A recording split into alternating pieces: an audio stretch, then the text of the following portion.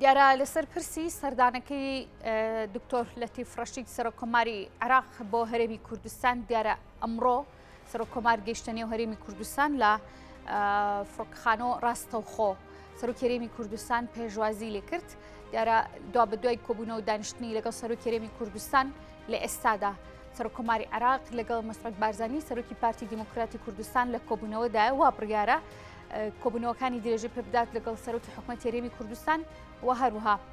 جێگری سەرۆکی حکوومەتی هەرێمی کوردستان و سەرۆکی پەرلەمانی کوردستانیش لەسەر چۆنیتی ئەم سەردانە و چۆنیتی چارەسەری و گرژیەکانی نێوان هەرێم و ناوەند لەسەر کۆمەڵێک پرسکا هەبوو لە ڕابردوودا و لێسادا کە حکوومەت پێگەێنراوە سەرۆک کۆمار هەڵبژێردرا بە زۆرینەی دەنگی تەواوی لایەنە جیاوازەکان هەم لە هەرێمی کوردستان هەم لە عێراقدا سەردانەکەی و لێکدانەوە جیاواز و سیاسیەکەی لەسەرم بابەتە لەگەڵ بەڕێز ئازاد جۆڵاو چاودێری سیاسی ڕاستەوخۆ لە هەولێر ڕۆبڕەگەی سکایپ میوانی ئێمە دەبێت کاگەزا زۆر سپاس بۆ ئامادەبوونت. ئەم سەردانی دکتۆر لەتیف چۆن لێکدانەوەی بۆ دەکرێت لە ڕووی سیاسی و کاریگەریشی چی دەبێت لەسەر ئەو ناکۆکی و جۆرەی لەساردبوونەوەی لە نێوان هەرێم و ناوەندا هەیە؟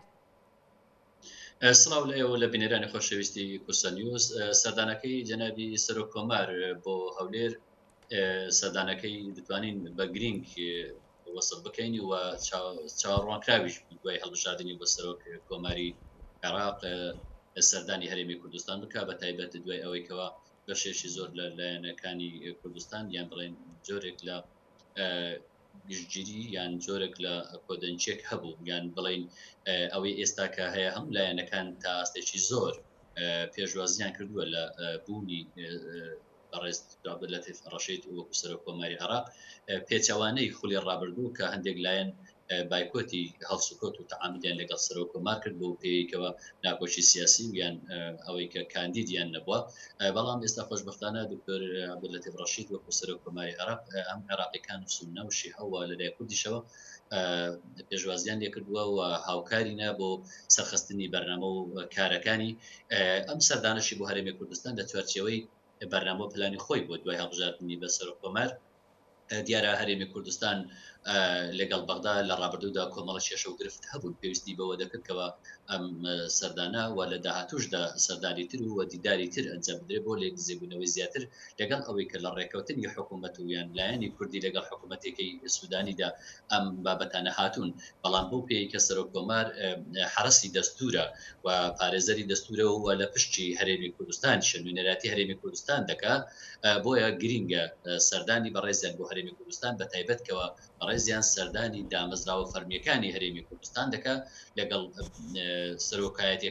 سەرۆکایەتی فەرمیەکانی دامەزراوەکانی هەرێمی کوردستان کۆبوونەوە دەکات. ئەمە خۆی لە خۆیدا دەچێتە خانەی ئەوەی کەوە سەردانێکی فەرمیە و هەوڵێکە بۆ چارەسەری ناکۆشیەکان چکەم چارەسەری ئەم ناکۆشانێکانە هەندێکیان پێیوەستن بە مەسەلەی سیاسی لە وەکو سەرۆکایەتی هەرێم پێویستە ڕۆڵ ببینێ و بەشێکی زۆریان پێیوەستە بە ئەدای حکومەت بە سیستەمی حکومڕانی کە بەڕێزیان لە بەرنامەیدا سەرۆکی حکوومەتی هەرێمی کوردستانیش ببینێ و هەندێکیان پێیوەستن بە مەسەلەی یاسایی ئەمەشان پێیوەستە بە پەرلەمانی کوردستان و هەروەها جێگری سەرۆکی حکوومەتی هەرێمی کوردستان بەهۆی ئەم واقعی لە هەرێمی کوردستاندا لە ئێستادا هەیە. بۆیە سەردانەکەی هەم لە ڕووی سیاسی و هەم لە ڕووی ئەرشی سەرشانی خۆی وەکو سەرۆک کۆمار سەردانێکی گرینگە و چاوەڕوان دەکرێت دەرەنجامی باشی بدوای خۆدا بێت. باشە ئەم کۆبوونە و چاوپێکەوتدانی سەرۆک کۆمار لەگەڵ لەسەر ئاستی ئیداری و حکومداری هەرێمی کوردستان کە لەگەڵم کەسایەتی سیاسیانە ئەنجامی دەدات کاریگەری لە ناوخۆی هەرێمی کوردستانیشتا دەبێت؟ بۆ خۆی سەردانەکە تایبەتە بە پێیوەستە بە بارودۆخەی هەرێم و بەغدا لە ڕاستیدا ئەم خۆی پێیوەستە بە کۆی گشتی وەزعی عێراق و ناوچەکە. بەڵام لە ئێستادا هەرێمی کوردستان بە دەرنیە لە کێشە و گرفتەکانی هەم لەگەڵ عێراق و هەم لەگەڵ وڵاتانی دراوسێت دۆسێتکە دوێنێکە موشکبارانی هەرێمی کوردستان کراوە ڕۆژانە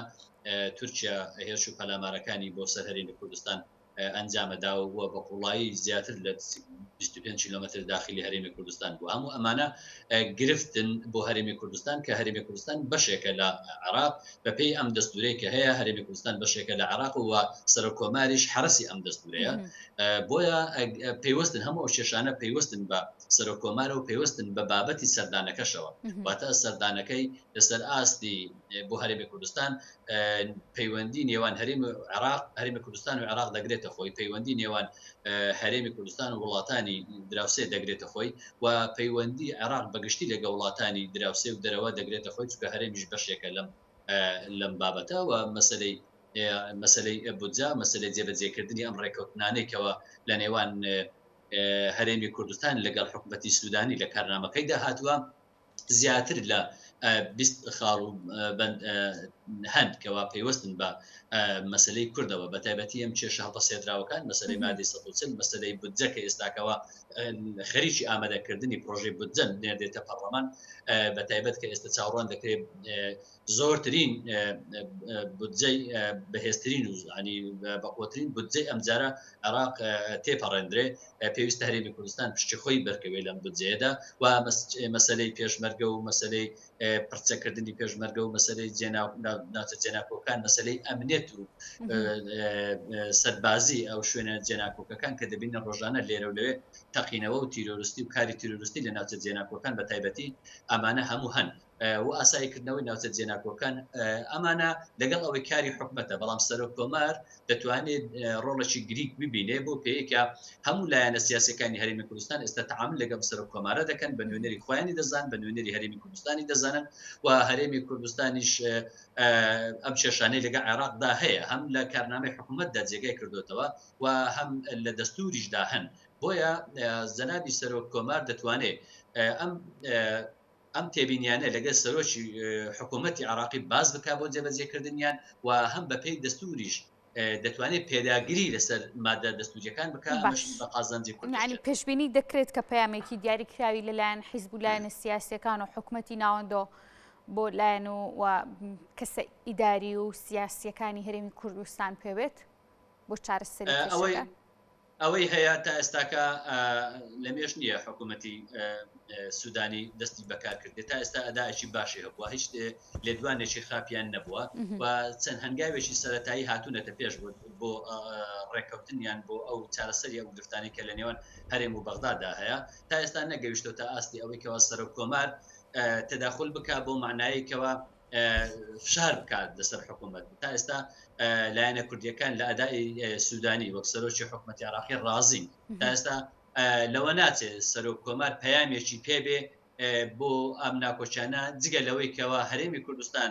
لایەنە سیاسەکانی هەرێمی کوردستان لەگەڵ سوودانی ڕێککەوتون لە کارنامەکەدا بەڵام ڕەنگە لە داهاتوودا سەرۆک کۆمار ڕۆڵ ببینێ ئەگەر هاتوو خاوەخەوەی لێکرا ئەم ڕێککەوتنە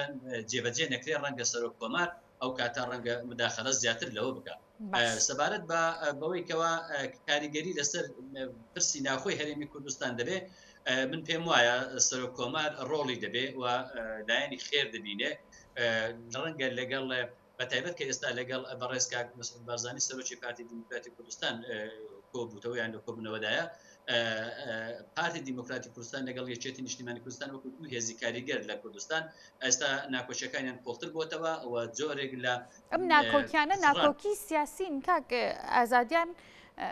ناکۆکیەکان بە شخصی دەبینرێت لە نێوان یەکێتی و پارتیدا ناکۆچی شخصی نین ناکۆچەکان لەسەر سیستەمی حکومڕانیە سیستەمی حکومڕانی لە هەرێمی کوردستان ڕەنگە تەندروست نەبێت بەپێی ئەوەی کەەوە زۆرترین خەڵکی کوردستان نیگەرانن لەم شێوازی ئیداری سیاسی ناکۆکیەکان زیاتر بەتاکید ینی خۆی زیاتر گلەیەکە لە سیستەمی حکومڕانیە ئەوەی کە یەکێتی نیشتیمانی کوردستانیش نیگەرانەکانی دەربڕیا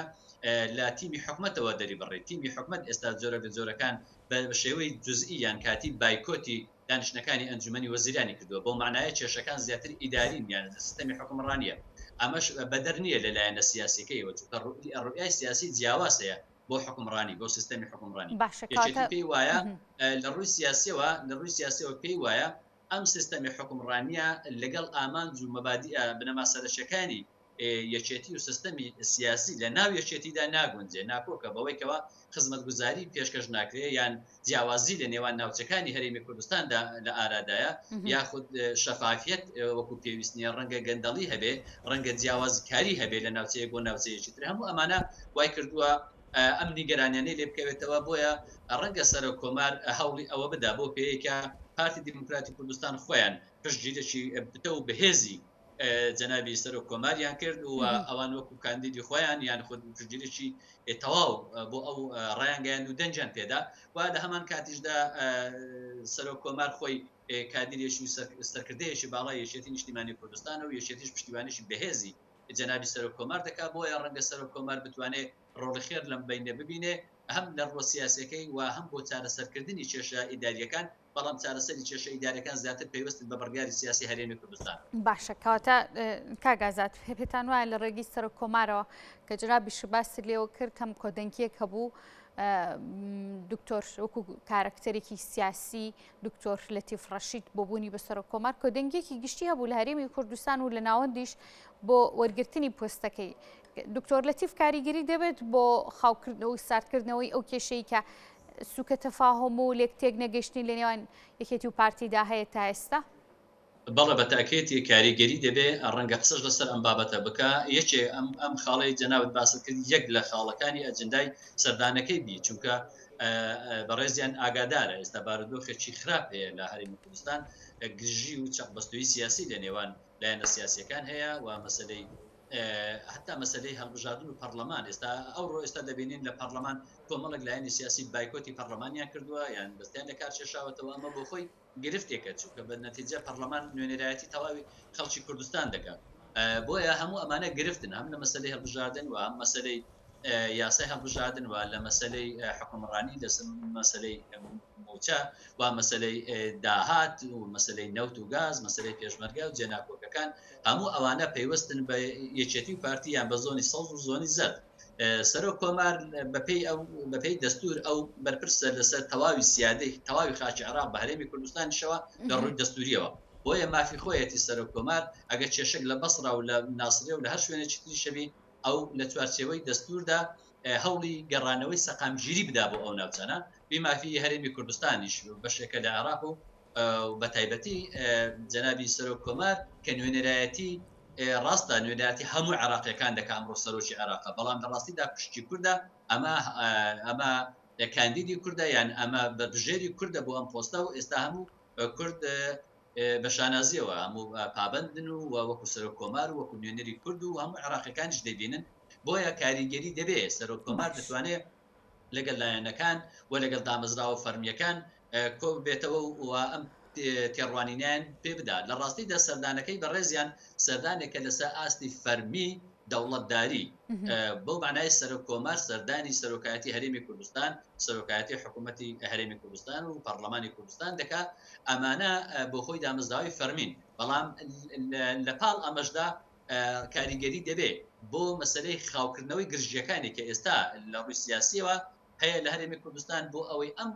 گرژیە سیاسیانە نەپەڕێتەوە زیاتر بۆ لایەنی ئیداریش نەگرێتەوە چکە ئەگەر لەمە زیاتر تەشەنەی کرد شۆڕ بۆ بابەتی دارایی و ئیداری ئەو کاتا ڕەنگە هەرێمی کوردستان بەرەو لە دوون بچێ ئەمەش خواستی هەرێمی کوردستان و خواستی عێراقیەکانیش باشە دەزانین ڕاستە خۆ دوا بەدوای بوون بە سەر و کۆمار دکتۆر لەتیف ڕاستەوخۆ کارەکانی وەکو سەر و کۆماری عێراق پیرۆزبایی لێکرا پێشوازی لە کارەکانی کرا و لە چەند چالاکیەکی نێودەوڵەتیشدا بە هەمان شێوە بەشداربوویەکێک لەوانە کۆنفرانسی تایبەت بە گۆڕانکاریەکانی کەشەوە و 27 کە لە میسر لە چەند ڕۆژی ڕابردوودا ساسکرا لەنێو ئەو کۆنفرانسەیە چاوی کەوت بە زۆربەی سەرکردەکانی جیهان سەرۆک وەزیرانەکان باڵێزەکان هەریەک لە ئەنتۆنیۆ بلینکن و سەر و کۆماری فەڕەنسا ئەمانە پێتان وایە پەیامێکی دیاریکراویان بۆ عێراق بوو بێت لە ڕێگەی سەر و کۆمارەوە و ئێستا سەر و کۆمار پەیامەکەی هەم گەیاندە بێتە ناوەند هەم هەرێمی کوردستان بخۆی ئەم کۆنفرانسە نێودەوڵەتیانە کۆنگرە و کۆنفرانسی نێودەوڵەتی دەبێتە دەرفەتێکی باش بۆ ئاڵوگۆڕی بیرۆڕای سەرۆکەکان و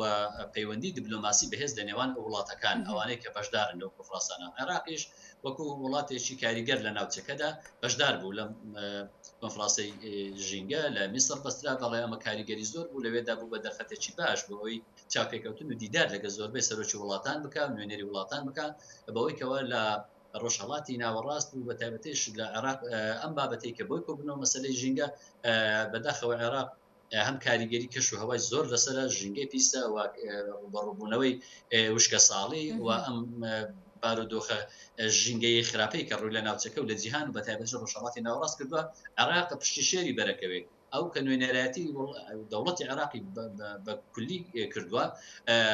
بێگومان ئەو نوێنەراتی هەرێمی کوردستانیشی کردووە لەوێدا زۆرن ئەو بابەتانەی لەم کۆفراسەدا باسکان کە پێیوەستن بە عێراقەوە بێگومان کوردستانیش دەگرێتەوە هەم مەسلەی ژینگە پارێزی و مەسلەی ئەو پابندبوونی بە بڕیارە نێودەوڵەتیەکان لە مەسلەی ژینگە پارێزی و ئەو مەسلەی ئاو کە کێشەیەکی گەورەی عێراق بەگشتی بە هەرێمی کوردستانیشەوە بەپێی بڕیارە نێودەوڵەتیەکان پێویستە مافی ئەو پارێزراو بێت لە وڵاتێک بۆ وڵاتێکی تر کەمکردنەوەی ئەو کێشەیەکی زۆری بۆ عێراق دروست کردووە هەموو ئەمانە وایان کردووەکەوە سەرۆکۆمار دوای گەڕانەوەی لە کۆفراسەدا پەیامی پێبێ بۆ هەم حکوومەتی عێراقەوە بۆ هەرێمی کوردستانیش ئەمەش بەشێکە لە ئەجنداکەی بەڵام ئەوەی کەەوە هەیە سەرۆک کۆمار لەگە وڵاتانی تر زۆر بابەتی تر قسەی لەسەکراوە زۆر بابەتی تر پلانی بۆ دانراوە لە داهاتوودا سەرۆک کۆمار ڕەنگاوەکو کار و چالاکی لە ئەجندای خۆی هەیە بۆ سەردان بۆ وڵاتانی تر و بۆ پەیوەندی دیپلۆماسی لەگە وڵاتانی تر ئەوانەی کە پێیوەستن بە عێراقەوە پێویستە بکرێن باشە دوجار کۆی سەردانەکەی ئەماکەم بە دوا پرسیار کاگازات سەبارەت بە کۆی سەردانەکە و هەروە کۆبوونەوە و تاوتوێکردنی گفتوگۆی سەرۆکۆمار لەگەڵ ئەم کەسایەتی سیاسی و ئیداریانی هەرێمی کوردستان چ پەیامێک ئەگەێنێت هەم بە هەرێمی کوردستان هەم بە ناوەند و پێتان وایە لە ڕێگەی ئەم سەردانەوە ئەترە و کێشانی نێوان هەرێم و بەغداد چارەسەر بن کە هەیە پێویستە چارەسەر بن ئەمەش هەوڵێکە پێم وایە کاریگەری دەبێ چونکە عێراق بۆ خۆی ئێستا زیاتر بەرەوەی ئیستیقرار دەڕوا نابێ هەرێمی کوردستان لەم کاتەدا بارودۆخەکە بە ئاراستەیەک بڕوا کە عێراقیش تێک بدا یعنی کاریگەری دەستە عێراقیشە بێت چونکە سەرۆک کۆمار ئەو سەرۆکی هەموو عێراقیەکانە و سەرۆکی هەموو پێکاتەکانە لە ئێستادا بۆیە خۆی بە پرسیار دەزانێ و هەم لە ڕووی نەتەوەییشەوە خۆشحاڵ نییە بەم گرژەی ئێستا لێرەدا هەیە بۆیە سەرۆک کۆمار هەم بە پێگە سیاسیەکەی کە هەیتی و هەم پێگە دەستوریەکەی کەسایەتی خۆی و دەتوانێت هەردوو لایەنەکان ببینێ و پەیامی ئێستای عێراقیان پێڕا بگەینێ و داواشیان لێ بکە کە گرژەکان کەم ببنەوە من بە بڕوای من لە دوای ئەم سەردانی بەڕێزیان گرژەکان خاوتر دەبنەوە و ڕەنگە لە داهاتوو دانیشتنیش ئەنجام بدرێت لە نێوان پارتی دیموکراتی کوردستان و یەکێتی نیشتیمانی کوردستان بە تایبەت دوای بەستنی کۆنگریان کە ڕایان گەیاندووە و یەکێتیش هیچ کاتێک دەرگای گفتوگۆی دانەخستووە و چارەسەری کێشەکان ڕەت ناکاتەوە بۆیە من گەشتبینم لە دوای ئەم سەردانەی بەڕێزیان بارودۆخەکە ئارامتر دەبێتەوە کێشەکان بەرەو خاوبوونەوە دەڕۆن لە داهاتوودا لەسەر ئاستی سیاسی و لەسەر ئاستی ئیداری و حکومڕانیش لە هەرێمی کوردستاندا گفتوگۆ و دانیشتن دەبێت لە کۆتاییدا ڕەنگە بەخێر بشتێتەوە بۆ هەرێمی کوردستان و عێراق. بەڵێ بەڕێز ئازاد جۆڵە چاودێری سیاسی ڕاستەخۆ لە هەولێر و میوان مامۆی زۆر سپاس بۆ ئامادەبوونت کاک ئازاد